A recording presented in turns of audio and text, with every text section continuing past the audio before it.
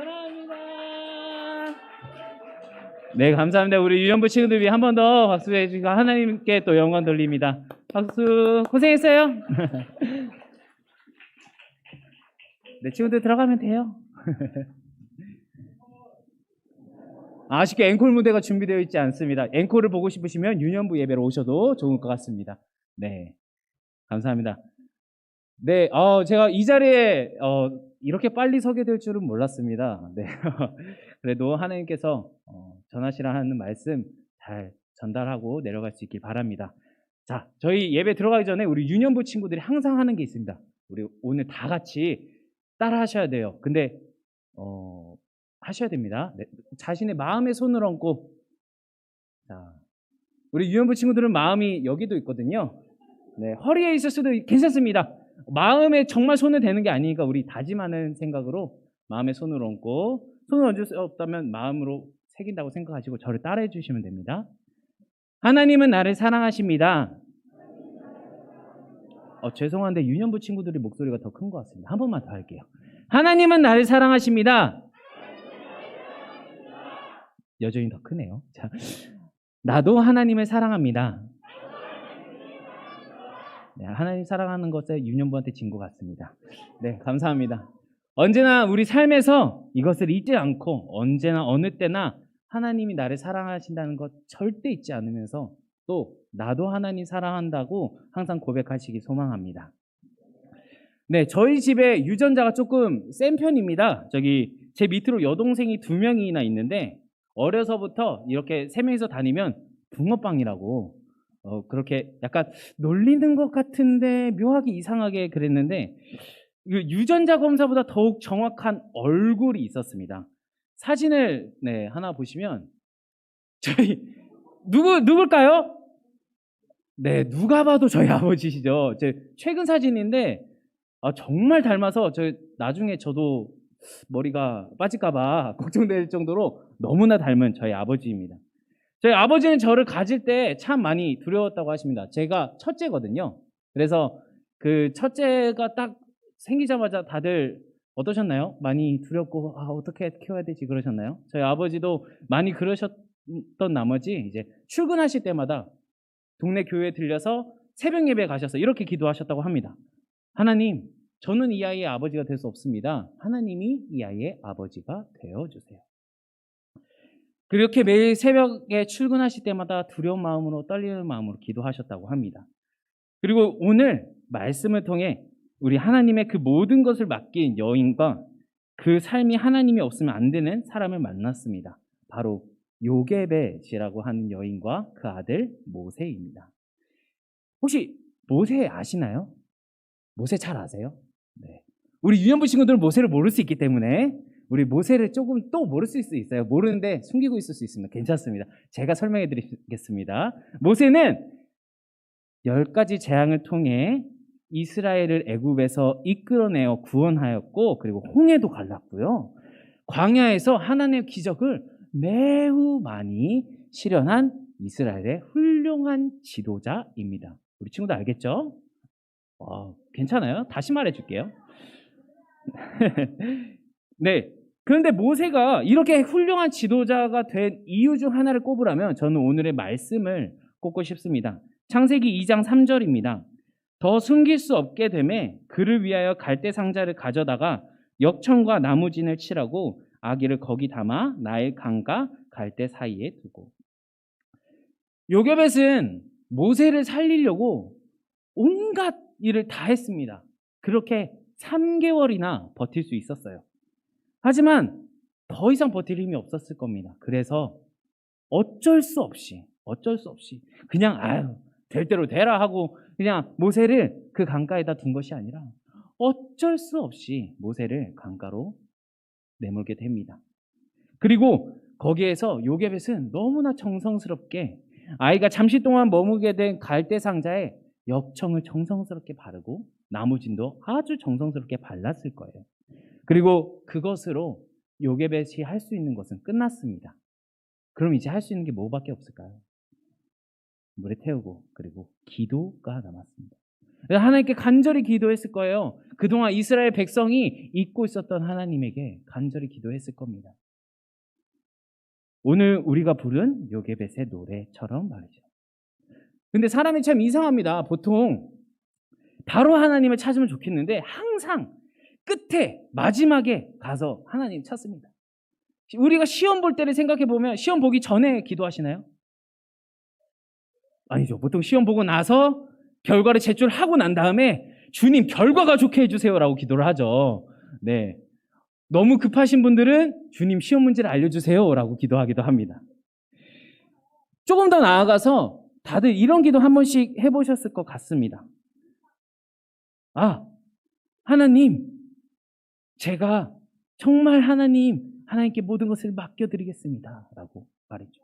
어쨌든 근데 이 모든 기도들은 그 끝에 가서 자기가 정말 할 수 없는 것이 없고 할 수 있는 것이 없고 하나도 없을 때 그때 가서 보통 하나님을 찾는 것입니다.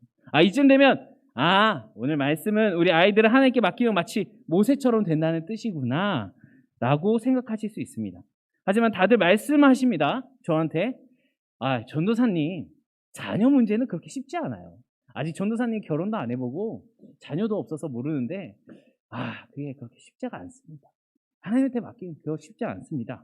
그래서 제가 곰곰이 생각해봤습니다. 왜냐하면 제가 바로 자녀를 낳아볼 수가 없잖아요. 그렇기 때문에 곰곰이 생각해봤어요. 왜 그럴까? 왜 자녀 문제는 특히 다르다고 생각하고 다르다고 말할까? 실은 저희 아버지도 그러셨거든요. 아까 새벽에 이렇게 새벽마다 가서 기도하셨다 그랬잖아요. 하나님이 이 아이의 아버지가 돼주세요. 그러면 이제 하나님이 이끄실 테니까 나는 이제 이 아이에게서 좀 손을 떼고 이렇게 하나님께 맡겨야겠다라고 생각할 것 같지만 제가 공부에 흥미가 없는 걸 일찍부터 깨달으시고 직접 저를 가르치시는 악수를 두셨습니다. 그리고 제가 세상에서 제일 첫 번째로 미워하는 사람이 되셨습니다. 저의 중학교와 고등학교는 아버지와 싸움이 절반이었고 아버지께 혼나는 게 절반이었습니다. 그런 삶을 지냈습니다. 그래서 다시 한번 생각했어요. 그렇게 새벽같이 나가서 기도하셨음에도 불구하고 왜 나를 온전히 두지 못하셨을까? 저는 이 질문의 답이 바로 목숨에 있다고 생각합니다. 다른 말로 바로 주권이라고 합니다.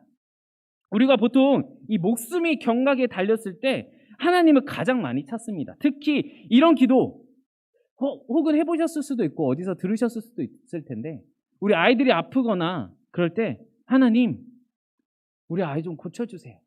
살려주세요. 제 목숨이라도 드릴 수 있습니다. 제 목숨이라도 드리겠습니다. 라는 기도 말입니다.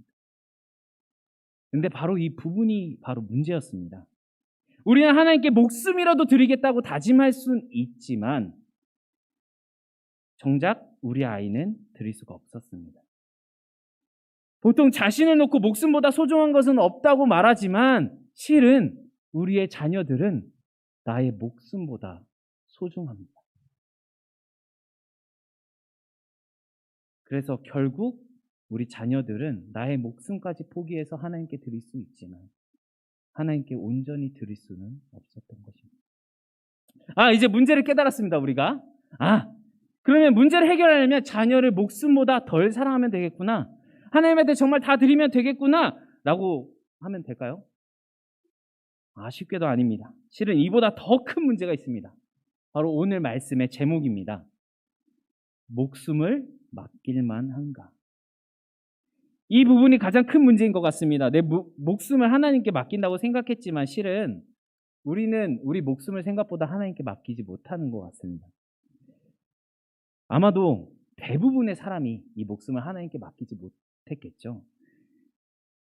심지어 요게벳조차 모세의 목숨을 3개월이나 지난 후에 도저히 안 되겠을 때 맡기게 됩니다.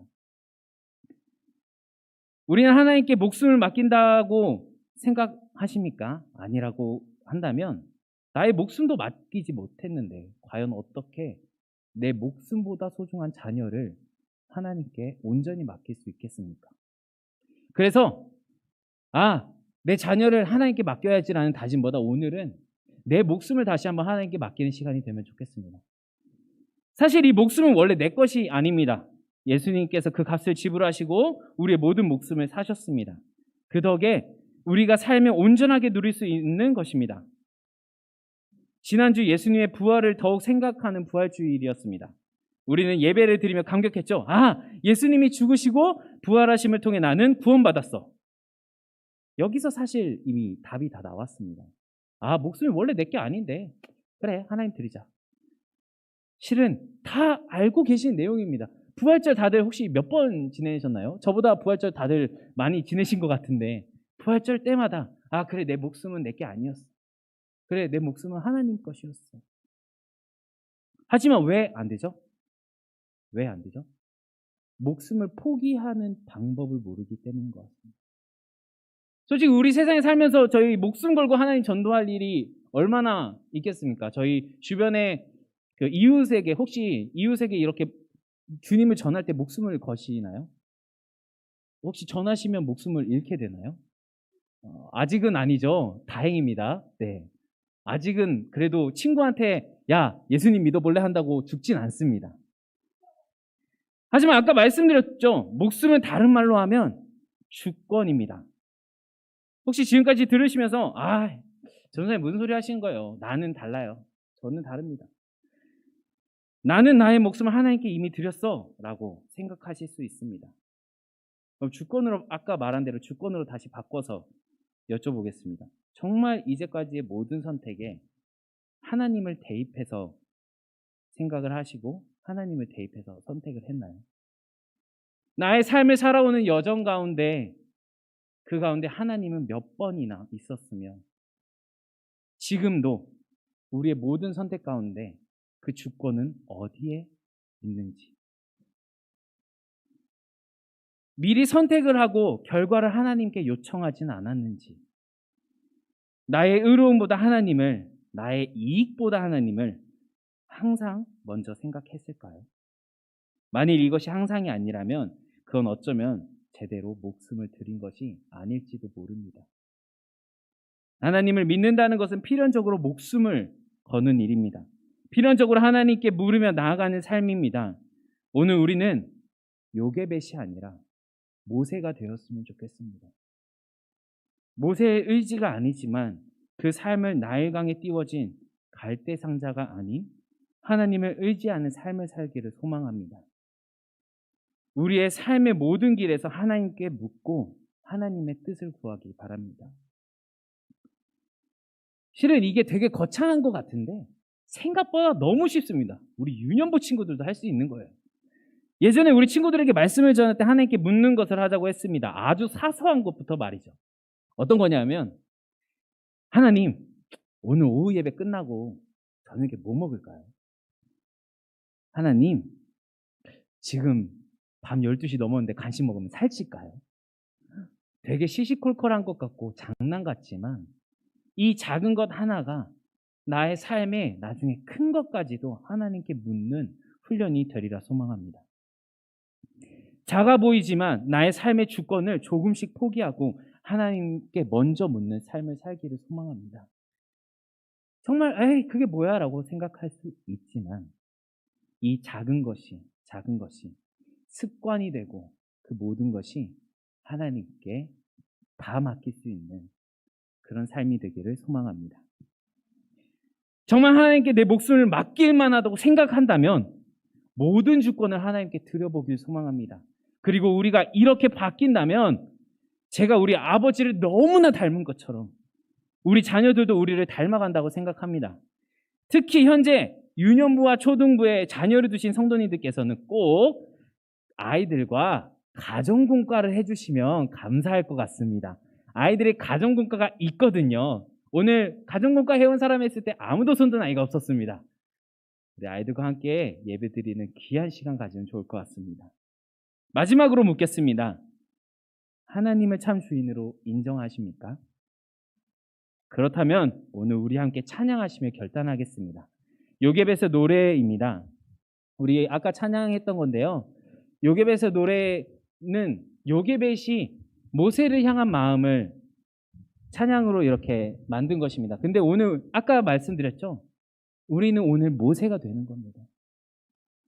우리의 모든 삶을 하나님께 맡기겠다. 우리가 직접 다짐하는 시간이 되면 좋겠습니다. 우리 찬양하며